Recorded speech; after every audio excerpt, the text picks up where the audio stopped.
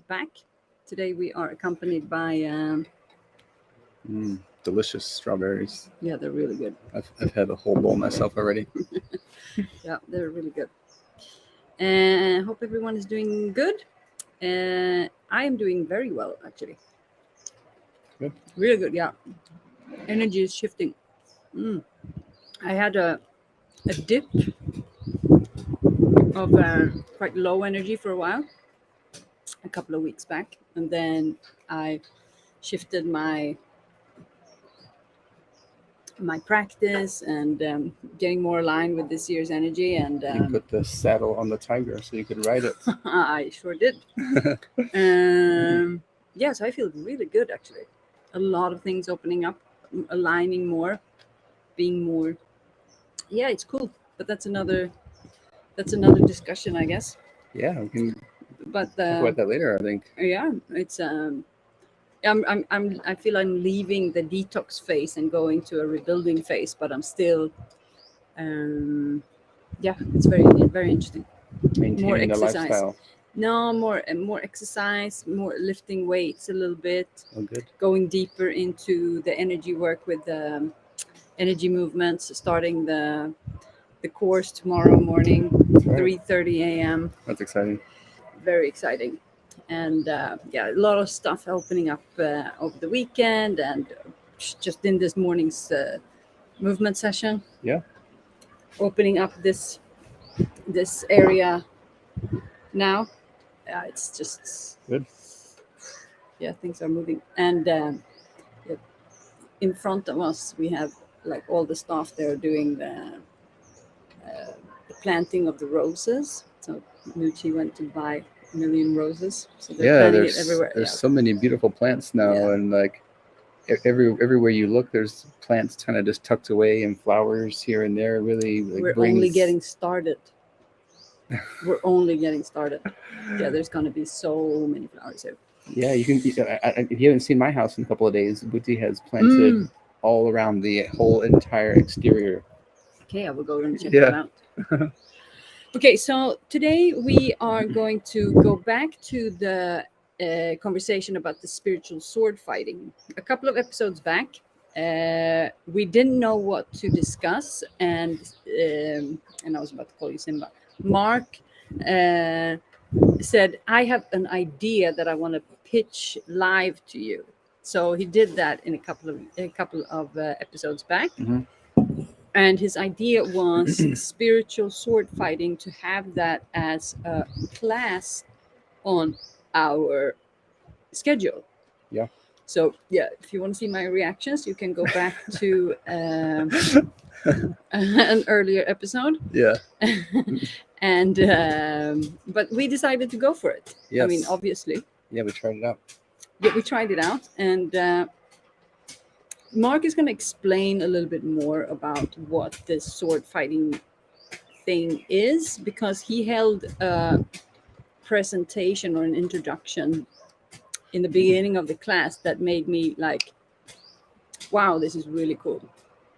And so sword fighting is, of course, connected to combat, and since it's swords, it's quite violent and it's a weapon. Yeah. But all types of martial arts are is a practice. It's first and foremost a practice. Right. And over here in Asia, it's a very, very spiritual practice. And it's very interesting also because you're from Texas. Yeah. Me and Simba are from Sweden, and here you come along with. He's going to show you his sword in a minute, but this is a Viking style sword fighting thing. Yeah. So you're coming over here to Chiang Mai, Thailand, with your Viking sword. Yeah. To teach the Swedes how to sword fight. To teach the Swedes how to sword fight. This is just this is all kinds of. It's funny how things come around. Yes. Yeah. But we had one session, and that was so much fun, and it was so interesting. And this was only one session, and But Yeah. it's very, very interesting. And we're going to discuss this, and we're actually going to make this this is going to be a schedule on, this is going to be weekly class on schedule Yeah. from last week. Yeah, I'm excited. I'm excited. Yeah, no, I am really happy. And I think that we will see, but I will probably do some private sessions with you, and because Yeah. what I like about it the most is that it's about boundaries Yes. and it's movements, and it's you get to reflect on what comes up in you when you're practicing with Yeah. someone. Yeah. Yeah. It's very. It's important that you partner up with someone, because they're the mirror. Yes, and now when we did this, I could reflect back on how, like you asked, yeah. First, you will do the introduction. Okay, I mean, okay. I'm getting way ahead of myself. But you had like a triangle of different personality traits Yes. that that you brought in after. Yeah. To reflect on what personality trait came up, and there was a playful. It was like winning, The winner. and the winner, Mhm. and the Neutralizing and balancing. yes, The flow state. yeah. And you also told us to feel into, if we went into like oh god, I can't protect myself, like a victim kind of state. Yeah. Which was very interesting, because all of those things came up for me when I was reflecting back on, Yeah. because I did a lot of martial arts and I did a lot of MMA, Yeah. and my own like reflecting on how those three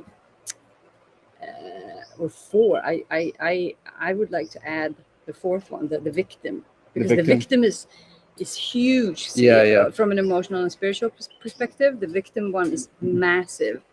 Yeah, I'm gonna write that down really quickly so that I can kind of work it into the next session. Yeah, because as we get a little bit, I mean, now this time it was very it was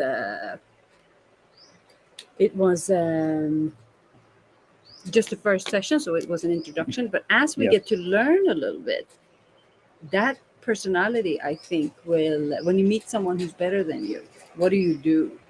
Well, you ebb and flow with it too, because I know, but you start to feel confident, and then someone comes who is a bit intimidating, and then all of a sudden you find yourself retreating. You find yourself like being a little bit more cautious. Or then you might have a few sessions, and then someone new comes, never done it before, and you're like, oh, I'm going to show you, like and then you become the winner, and then it's like you go in and out of these states. But over to you and your sword. Yeah, so bring it over like you did in the session. So in the session, before we started and before I let anyone touch any of the swords, I brought out my sword, and this is a custom-made Viking Age sword. It was made for me by the sword master Paul Benz in the UK, and this sword is made for my specific height and my arm reach, and it has like a perfect balance for a Viking Age sword. And so it's a replica of a real Viking sword, and so historically accurate in every way, except for the blade itself is dull. So the blade is a 2 millimeter thick steel, hardened steel. So it's it's flexible and pious like a real sword blade would be, but it just doesn't have sharpened edges. So that's important for because we are using this, and I used to train with this sword in live steel combat. So I used to wear leather and helmets and all of the real historical accurate things, and actually fight with this. And if you look closely, you can see all the little dents and the nicks and cracks in the edge of the blade. Those are all from real collisions with swords and axes and shields and other people's helmets and things. So it's seen a lot of life, and this is kind of one of those things that I'll take to my grave, maybe, I don't know, or pass it along to somewhere. But what I asked everyone to do was to kind of connect Yeah. What the first thing you did, which I really liked, was that you asked everyone to take a moment and tell you how it felt to walk into a room where there was weapons on the floor. That's true. Yeah, yeah. That's what I like the most. How do you feel with coming into a class where there's weapons? Yeah, yeah. So I really like that. that's true. Yeah, I really like that. So Sorry for interrupting. we did kind of prime people, and we even sent out a message the day prior and Yeah, just yeah, yeah. explaining a little bit about the session, because we had been talking about it on the farm a little bit. Yes, and also I know everyone here very well. Yeah. So it's not like we're bringing violence into the room. Right. This is, and if someone would have a trauma in and around that, we Yes. would not do that. Right. Right. Exactly. Yeah, so um, this is when it's appropriate. Just Yeah. to Yeah. say that. Yeah. So and it's kind of like a trauma informed practice about Yes. this. Yep. Yeah. So you're right. I asked everyone, because I had the swords all laid out, and then everyone coming to sit down, and we always kind of start with a bit of a grounding no matter what session we do. So I asked everyone to ground and to reflect and to think about what is this bringing up any kind of emotion for you already. We haven't even touched the swords yet, but in your mind you could probably already be thinking about what we're doing, how it's going to affect you, that kind of thing. So I asked everyone to do that. And then everyone shared a little bit about what they were feeling, which then helps me know kind of where to lead the class. Yeah. But then I passed around my sword, and I asked everyone to take a feel of it, to hold it in their hand, because there's a certain energy that the sword possesses, and not just my sword, but any sword. It's the kind of the spirit of metal. So it's a very heavy metallic object. And all of the different elements, earth, fire, etc., have different energies to them. So you can kind of tap into that energy and feel a little bit. And it's also kind of cool just to hold a real metal sword. It gets people kind of in the mood for it. Yep. And but we did not use this one, so I just let everyone hold it, and then I put it back in the sheath, and it just remained on the floor during the rest of the session, because everyone else was using this sword. So this is a sword. It's called a boffer, and it's for the form. ones that are not watching this, that are listening audio. Yeah. This is not metal. This is a foam and PVC pipe. So the pipe of like plumbing for water is in the inside, and then on the outside is foam, which is wrapped around with duct tape to hold it all together. And then because I did want to bring the metallic element to the sword itself, it's wrapped with a metallic tape that they use to fix air conditioner vents and this kind of stuff. But it's not harmful in any way. And it actually over time will get beaten up, and I'll have to tape it up. But it's flexible and it's sturdy, but it's lightweight, very lightweight. It would hurt if someone put a lot of power behind it. But that's the other thing that we talk about, is control and force and the use of force. And then later, when people get accustomed to using those, we can upgrade to a more professional level. This is a replica of my Viking steel sword, but made with a higher density foam. And this is made by a sword master named Lancelot, funny enough, in Hong Kong, who I trained with. And so we can maybe get more of these professional kind of the interesting style. Thing with that sword is that it has the same weight and the same it's the replica with the same weight, the same weight, same size or length, your metal swords, and that's what you use for practice. And then when you go play with your Viking friends, then that's when the steel swords come out. So you don't have to go all live into this. You don't have to become a Viking. No, it's not about that. On the weekends. It has nothing to do about that. That's just Mark having fun with his friends and going. But you've been doing this a lot. That's why you are teaching this, and you've been teaching before. You've been teaching to kids. You've been hosting groups before. So this is not like it's not your. No, it's not. It's not your first rodeo. My first rodeo. No. Yeah. And. I just have to say that this session we had so much fun. Good. Yeah, no, I could tell that everyone was having fun. It was because we do a lot of like grounding, we do a lot of meditation, we do a lot of like TRE and EFT and detox, and people come with their stuff, and it's heavy, and it's like, and it was Yeah. so refreshing to do. I mean, we do yoga and other stuff too, but just being playful, Yeah, a bit active, a bit playful. and yeah, it was just so much fun. Yeah. And the energy of that, just all of us were a little bit Yeah.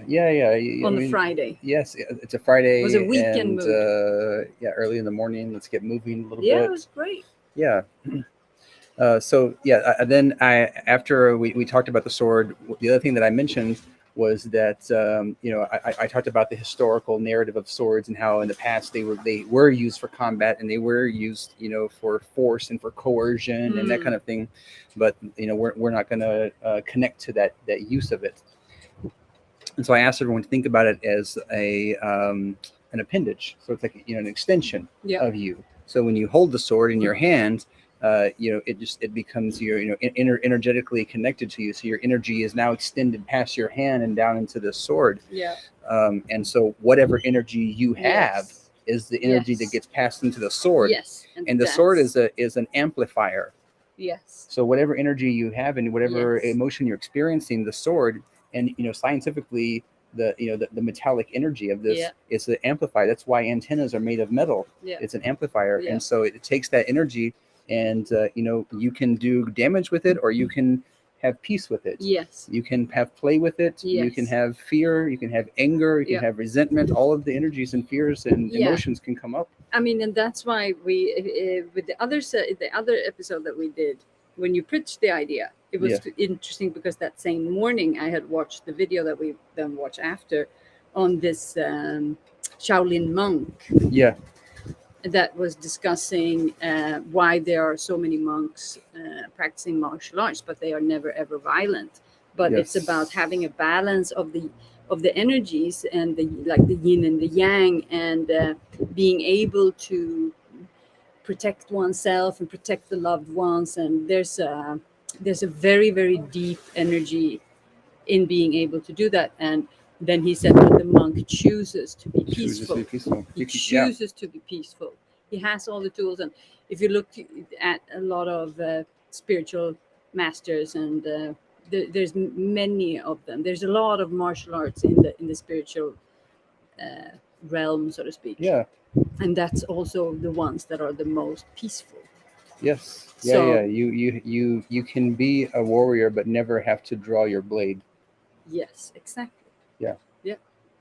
And I really, and that's the energy that I am cultivating now this year. We set up the yang space with the tires and with the sledgehammer and the punching bag, and just to have this and we live at this super peaceful place with the ducks in the pond and roses and meditation and just super peaceful. And then because people need to have an outlet, it's really important to cultivate that energy.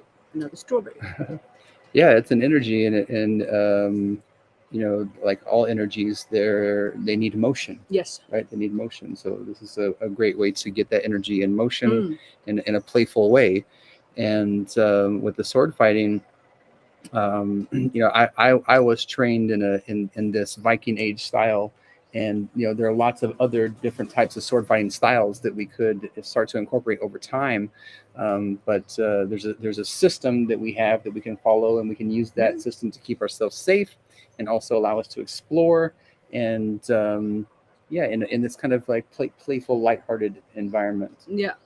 And what I would like us to draw in is a little bit more of the four reflection of personalities that we discussed. Yeah. Or states. Yeah. What were they again? The winner. Yeah, the winner who wants to win. The just playful. They just want to have fun. Yeah, and then there's the one who's in flow state, the balance. Doesn't go either way. Yeah. And then there's like fear and victim mentality, where you kind of like retreat. You're retreating and you're afraid. You don't want to hold the sword too hard. You don't want to use it to hit. Yeah, you back off, basically. You back off. Yeah. Yeah, and so since we are doing, And I think it's about the feeling of being unable to protect oneself. yeah, Yeah, yes, that's the interesting. The winner. I mean, they're all interesting, but it's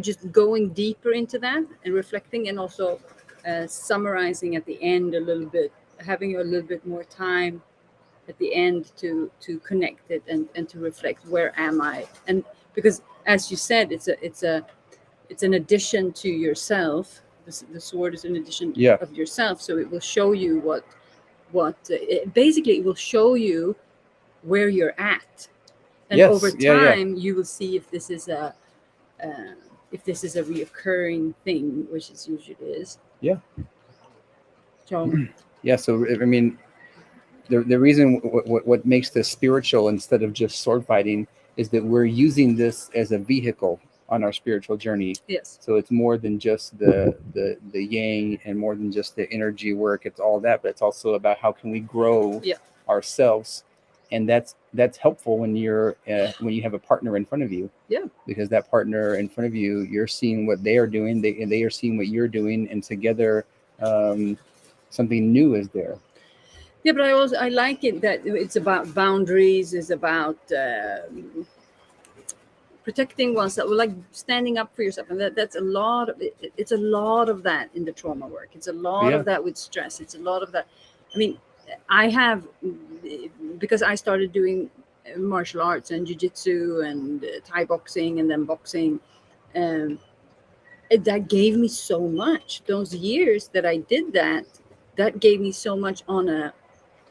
It's just made my nervous system, calm. yeah, It just made me feel safe. And so much that we work with here is about safety, the ability of feeling safe, and the nervous system, and knowing that's why the martial arts is so big, right, because it's an energetical protection. It's yeah, a, it's a, it's a knowing, it's a feeling, it's a very subtle on the inside of feeling more safe.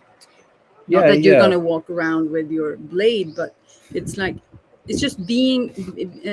No, but we spoke a lot about this in the MMA. yeah, It's about being more comfortable in that kind of situation, and healing trauma by just that the body, even if it's play, even if it's this kind of sword, just that the body is putting the blade up and blocking an energy that comes towards yeah, you. Just the body being able to make this movement in a safe environment yeah, starts to tell every single cell of the body that I'm safe. I yeah, know how to take care of myself. I know how to stand up for myself.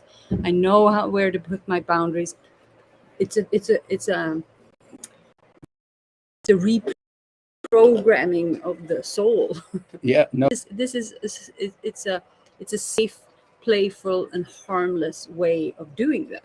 yeah, and the compared to other martial arts that don't use tools or weapons, especially if it's just hand to hand combat, like that's it takes a lot for a person to be able to feel safe with that. Yeah, The sword provides a layer. yeah, There's a layer between you and me, so I don't have to reach out yeah, and touch your body, yeah, or to make contact with it. yeah, But during the session, I did ask everyone to kind of partner off, and I asked one person to hold the sword behind their back, yep, defenseless, yep, and let the other person hit you. yep, And that was for two reasons. It was one, so you know what the feeling of defenselessness is, and the other one is so that the person striking can strike the person with compassion, yep, in such a way that you strike hard enough to know that you're hitting, and that you're slicing, and that you have the power of the sword in your hand, but also so that you have the strength and the compassion to pull that strike back, yep, just enough that you're not going to actually hurt that yeah. person. And So I it's like, about control. yeah, it's just so much about control, and that you take responsibility for your own, because it's not combat. It's not combat. It's not combat. Yeah, and even you accidentally got a headshot. You actually the sword came up, Yeah, and you're like, oh, is it me, or is that the yeah, person? Like, who's at fault? yeah, Who's holding the sword? yeah, Is this the sword hit the head, yeah, or the head hit the sword? yeah, sword hit the head. Yeah. So that's your responsibility. Yeah. So I mean, but those things happen. You learn, and you come back to it, and you think about where can I have more control so that doesn't happen again. Maybe my wrist, maybe my elbow, maybe my shoulder, and we also start to learn about the different the way that you hold tension in your body will directly relate to the sword. Yeah, no, but I really like that with the control, and that was something that one of our or the head teacher talked a lot about at the MMA gym that I trained at, about hitting with full force, but the hit is soft. The hit won't make any damage. So in sparring, like being able to strike with full, like, so the body is in sparring, but you don't hit with full force. And that he always said that is when you're a true master, when you are able to control yourself and your body and being aligned, and that's also where the 4 different characteristics comes in. If you're the winner, then you won't do that. If you're the coward, or not coward, but if you're the trying to, like, the victim, like, I can't do this, then you won't be able to do that. There's fear there. Yeah, there's a lot of fear. So it's very, very, very interesting. So this, I really look forward to doing this again and see what comes out in the end. The way that I learned is we had a big wooden post, and we would put 2 balloons on it, on each side, representing the shoulder target zones, and you would take the full force, but then stop right at the edge of the balloon. But if you pop the balloon, then you put in too much force. And it's such a like, it's very easy to pop the balloon, right? So you have to be able to have a great sense of control. No, I think it will be a great addition to our already full schedule. But we will just keep adding more stuff to the schedule and just have fun with it and play. And of course, if someone feels that it's not for them, then they don't have to do it. There's nothing like that. No, you don't have to do anything. I think it could be a therapeutic way to if it's aligned, if it's we don't force anyone. Well, I mean, I've taught before, and I've taught children, and I've had this problem, or not really a problem, but people will come and they're very standoffish. They don't want to, but they come and they watch. And they're curious. So they watch for a little while. Maybe the first time they watch, then the second time they come and they do it. Yeah, because it's not. They can see that it's not a dangerous thing. Right. Yeah. But the body feeling safe and the mind, it doesn't always correlate in trauma. So it's a from person to person situation. So I really want to make that very clear. It's not mandatory. No, and it's only for healing purposes. Exactly. Growing purposes. Yeah, it's a spiritual vehicle. It's a spiritual vehicle. And a really cool one. Yeah. All right. If you have any questions about spiritual sword fighting, Viking sword fighting, you know where to go. Really interesting talk. If you have questions, just reach out. You can always book a consultation through our website if you want to know more, if you want to know what we're up to or what the heck we are doing with these swords. And check out our website, livingwiththespirit.com.